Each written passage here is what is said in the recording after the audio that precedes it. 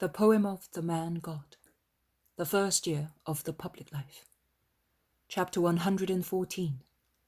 Jesus meets Gamaliel at the banquet of Joseph of Arimathea. 21st of February, 1945. Arimathea is a mountainous town too. I do not know why, but I imagined it on a plain.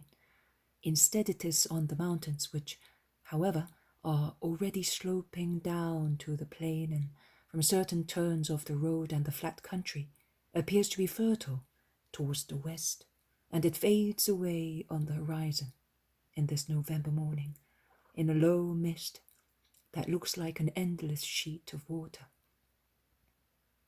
Jesus is with Simon and Thomas. There are no other apostles with him. I am under the impression that he wisely appraises the feelings of the people he has to approach, and according to the circumstances, he takes those who can be accepted without annoying the landlord too much. These Jews must be more touchy than romantic little women. I can hear them speaking of Joseph of Arimathea, and Thomas, who probably knows him very well, describes his beautiful large estate which stretches along the mountain, particularly towards Jerusalem along the road that runs from the capital to Arimathea and links this down to Joppa. I hear them say so, and Thomas praises also the fields that Joseph possesses along the roads on the plain. "At least men are not treated like animals here. Oh, that Doris," says Simon. In fact, the workers here are well fed and clothed and have the appearance of satisfied people who are well. They greet respectfully because they obviously know who the tall, handsome man is, who is going to the house of their master along the countryside of Arimathea, and they watch him, speaking among themselves in low voices. When Joseph's house comes into sight, a servant, after bowing low, asks, "Are you the rabbi we are expecting?" "I am," replies Jesus. He salutes, bowing again, and runs to inform the landlord. In fact, before Jesus reaches the boundary of the house, completely surrounded by a high hedge of evergreens, which replace here the high walls around Lazarus' house and isolates it from the road, being at the same time the continuation of the garden around the house, richly planted with trees, and at present very bare of foliage. Joseph of Arimathea, in his wide fringed robe, comes to meet him and bows very low, with his arms folded on his chest. It is not the humble salutation of a person who acknowledges in Jesus the God become flesh, and who humbles himself by kneeling to the ground to kiss his feet or the hem of his tunic, but it is a salutation of deep respect. Jesus also bows and then gives his greeting of peace. "Come in, Master. You have made me happy by accepting my invitation. I was not expecting so much compliance from you." "Why not? I go also to Lazarus' house, and—" "Lazarus is a friend of yours. I am a stranger." "You are a soul seeking the truth. The truth, therefore, does not reject you." "Are you the truth?" "I am the way, the life, and the truth. Who loves and follows me will have the certain way, the blessed life, and will know God. Because God, besides being love and justice, is truth." "You are a great doctor. Wisdom emanates from every word of yours." He then turns to Simon. "I am happy that you have come back to my house too, after such a long absence." "I was not absent of my own accord. You are aware of my fate and of how many tears were shed during the life of the little Simon, of whom your father was so fond. I know, and I think that you know, that I never spoke one word against you. I know everything. My faithful servant told me that I am indebted also to you. If my property was respected, may God reward you for it. I was influential in the Sanhedrin, and I made use of my position to help, with justice, a friend of my house. Many were the friends of mine, and many were influential in the Sanhedrin, but they were not as just as you are. And who is this? I seem to have met him, but I do not know where. I am Thomas, called Didymus. Ah, yes. Is your old father still alive? Yes, still alive, in his business with my brothers. I left him for the master, but he's happy that I did. He is a true Israelite, and since he has got to the point of believing that Jesus of Nazareth is the Messiah, he can but be happy that his son is amongst his favorites. They are now in the garden near the house. I have kept Lazarus. He is in the library, reading a summary of the last meetings of the Sanhedrin. He did not want to stay because I know that you are already aware. That is why he did not want to stay. But I said, no, it is not fair that you should be so ashamed. No one will insult you in my house. Please stay. Who ignores his surroundings is alone against the whole world. And since in the world there is more wickedness than goodness, who is alone is knocked down and trodden on. Was I not right? You were, and you did the right thing, replies Jesus. Master, today there will be Nicodemus and Gamaliel. Do you mind? Why should I? I acknowledge his wisdom. Yes, he was anxious to see you, and he wanted to insist on his point of view. You know, ideas. He says that he has already seen the Messiah, and that he is waiting for the sign that he promised him at his revelation. He also says that you are a man of God. He does not say the man. He says a man of God.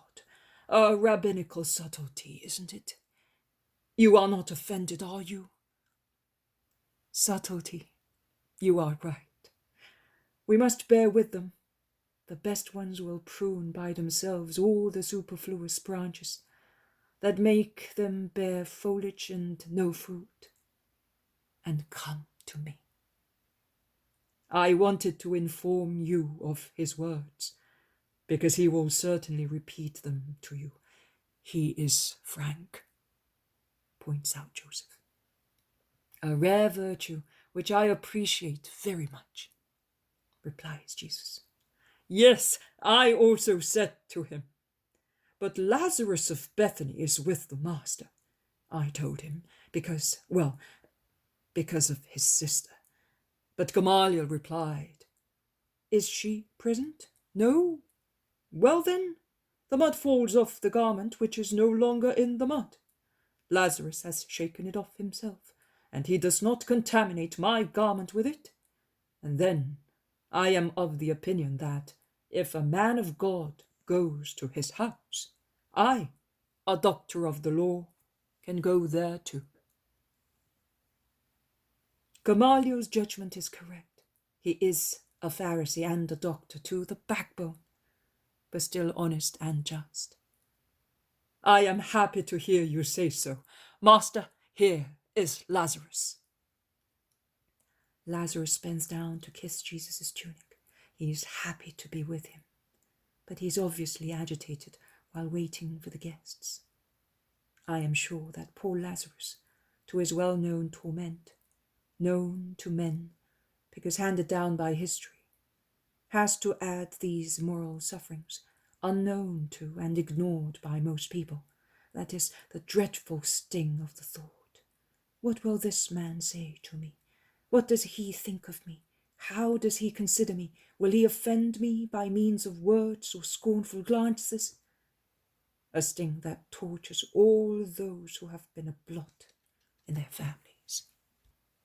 They have now entered the very rich hall, where the tables have been laid, and they are waiting only for Gamaliel and Nicodemus, because 4 other guests have already arrived. I hear them being introduced with their respective names: Felix, John, Simon, and Cornelius. There is a great stir and rushing of servants when Nicodemus and Gamaliel arrive. Gamaliel is always stately in his snow-white robe, which he wears with regal majesty. Joseph rushes to meet him, and their reciprocal salutations are pompous exchanges of respect. Also Jesus is bowed, and he bows to the great rabbi, who greets him with the salutation, "The Lord be with you," to which Jesus replies, "And may his peace always be your companion." Also Lazarus bows down, and all the others do likewise.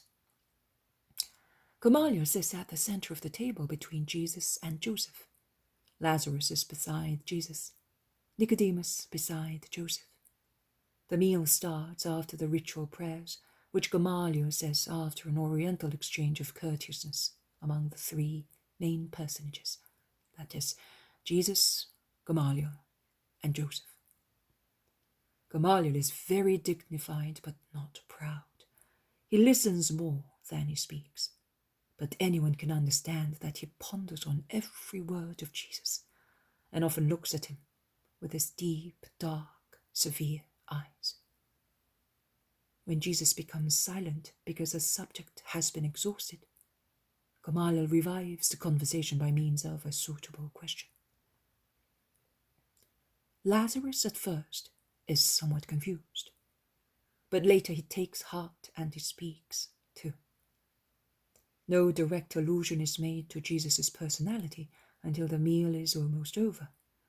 Then a discussion starts between the guests named Felix and Lazarus, who is later joined and supported by Nicodemus and finally by the guest named John, on miracles as proof in favor or against a person. Jesus is silent. He sometimes smiles in a mysterious way, but is silent. Also Gamaliel is silent. His elbow is leaning on the bed, and he's staring at Jesus. He seems to be wishing to decipher some supernatural word engraved on the pale, smooth skin of Jesus' thin face. He seems to be analyzing every fiber of it. Felix maintains that John's holiness is incontestable, and from such undisputed and indisputable holiness he draws a conclusion unfavorable to Jesus Nazarene, the author of many famous miracles. He says, "Miracles are not a proof of holiness, because the life of the prophet John is devoid of them, and yet no one in Israel leads a life like his. There are no banquets, no friendships, no comforts for him. He suffers and is imprisoned for the sake of the law. He lives in solitude, because although he has disciples, he does not live with them, and he finds faults also in the most honest, and thunders out against everybody. Whereas, this master here of Nazareth has worked miracles, it is true, but I see that he, too, loves what life offers, and does not disdain friendships, and, forgive me if one of the elders of the Sanhedrin says this to you, he is too easy in giving, in God's name, forgiveness and love, to well-known sinners marked by anathema. You should not do that, Jesus. Jesus smiles, but does not speak. Lazarus replies in his stead. Our powerful Lord is free to direct his servants as and where he wishes. He granted the power of working miracles to Moses. He did not grant it to Aaron, his first high priest. So, what is your conclusion? Is one more holy than the other? Certainly, answers Felix. Then Jesus is more holy, because he works miracles. Felix is disconcerted, but he raises a captious objection. Aaron had already been given the pontificate. It was enough. No, my friend, replies Nicodemus. His pontificate was a mission, a holy mission, but nothing more than a mission. Not always and not all the high priests of Israel were holy men, and yet they were high priests, even if they were not holy. You are not saying that the high priest is a man devoid of grace? Exclaims Felix. Felix, don't let us play with fire. You, Gamaliel, Joseph, Nicodemus, and I, we all know many things, says the guest named John. What?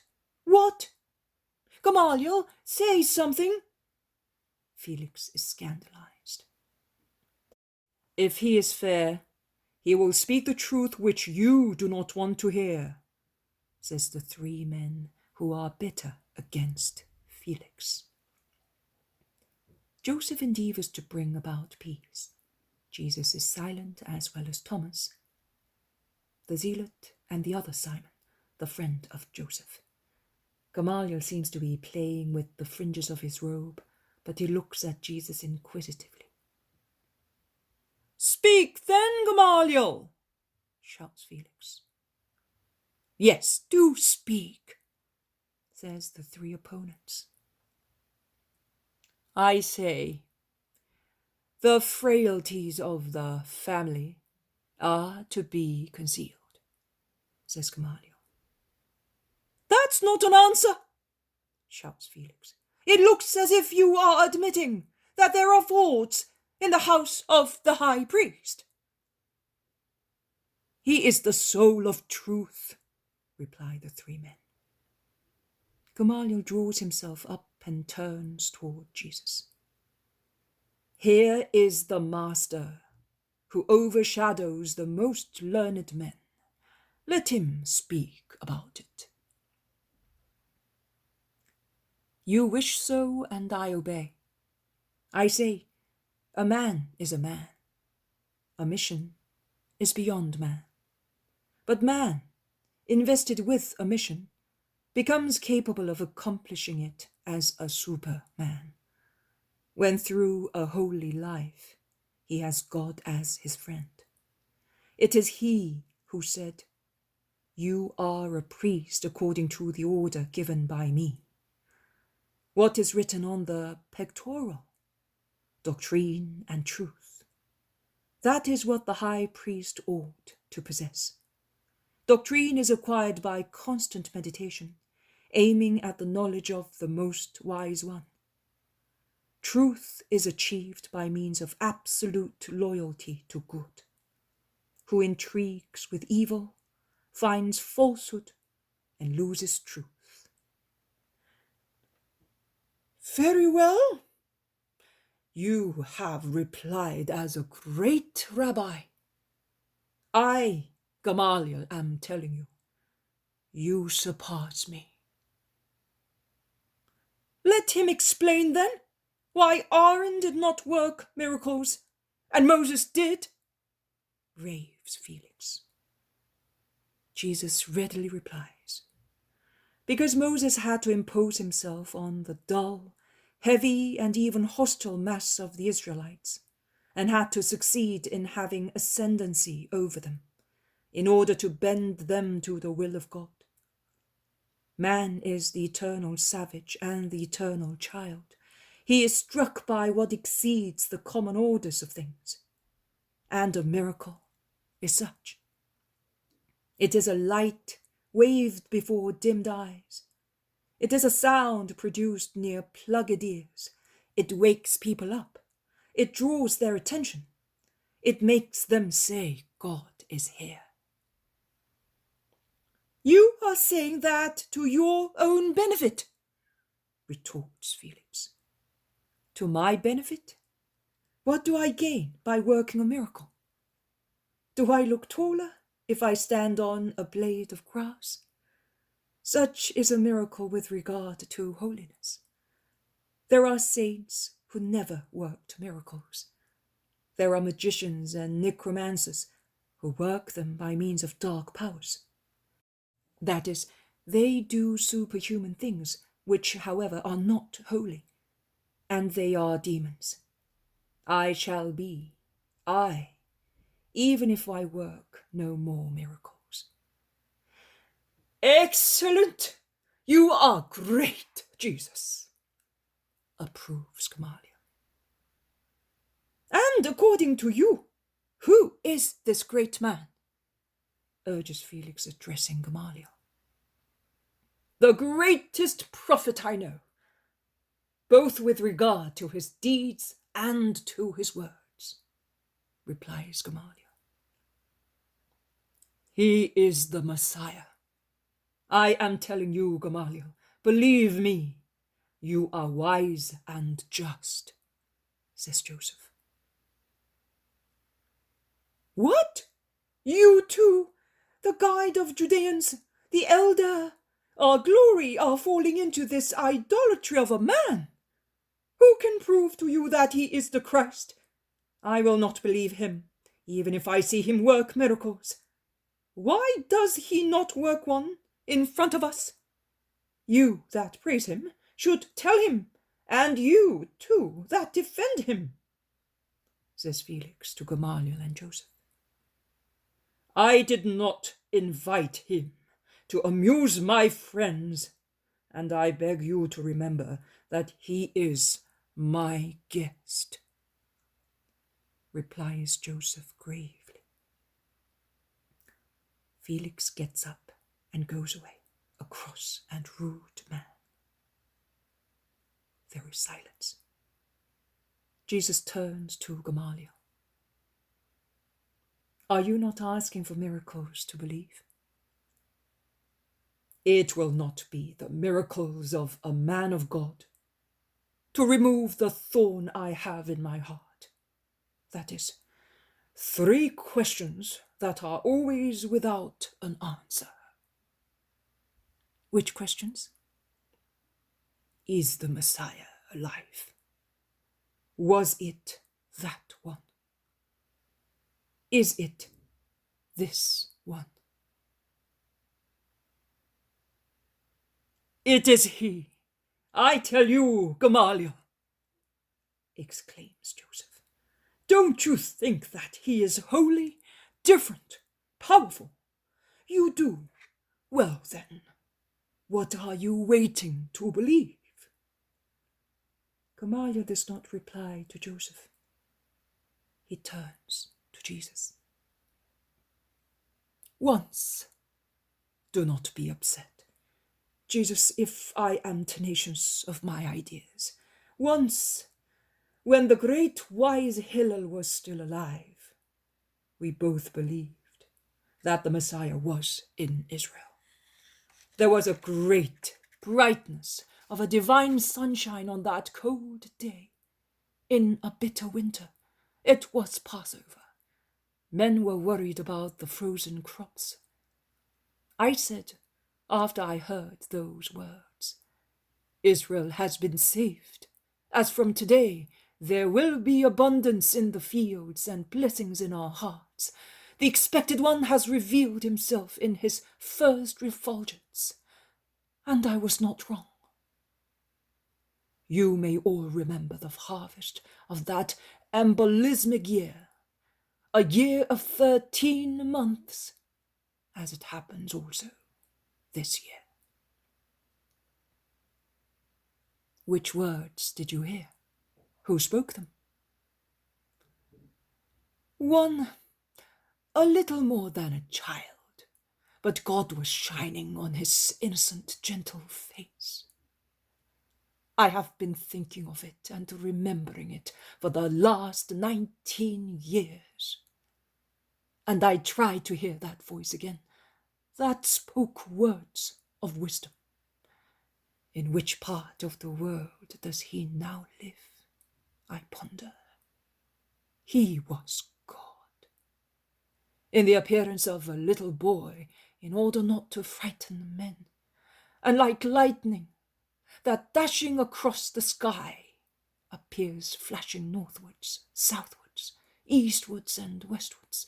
He, the divine being, in his appearance of merciful beauty, with the face and voice of a child and the divine mind, wanders on the earth to say to men, I am. So I think, when will he come back to Israel? When? And I think, when Israel will become the altar for his feet, and my heart moans, seeing the abjection of Israel. Never. Oh, what a harsh reply, but true. Can the holiness descend into its Messiah as long as there is abomination among us? It can and does descend, because it is mercy, replies Jesus. Gamaliel looks at him pensively and then asks, what is your true name? And Jesus stands up stately and says, I am who I am, the thought and the word of the Father. I am the Messiah of the Lord. You, I cannot believe it.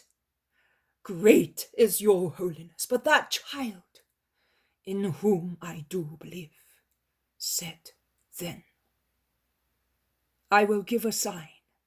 These stones will vibrate when my hour comes. I am awaiting that hour to believe. Can you give it to me, to convince me that you are the expected one?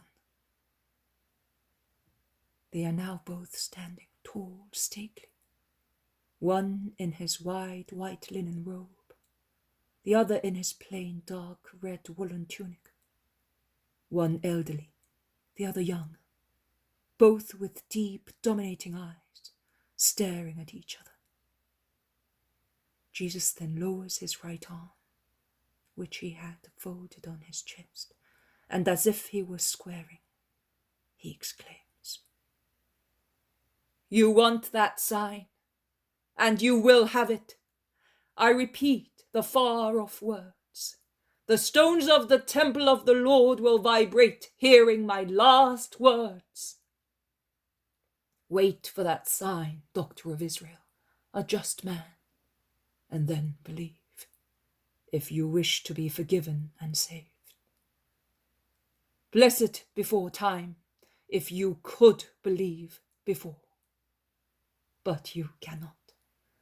Centuries of wrong beliefs on a just promise and heaps of pride are your bulwark against truth and faith.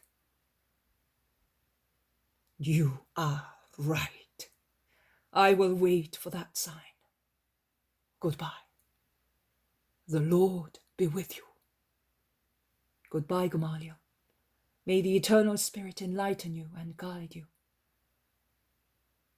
They all greet Gamaliel, who goes away with Nicodemus, John, and Simon, the Sanhedrin member. Jesus, Joseph, Lazarus, Thomas, Simon Zealot, and Cornelius stay. He will not bend. I would like him to be one of your disciples. He would be of conclusive weight in your favor. But I am unable, says Joseph. Do not worry. No weight can save me from the storm which is already approaching. But Gamaliel, if he does not bend in my favor, will not bend against Christ either. He is one who is waiting.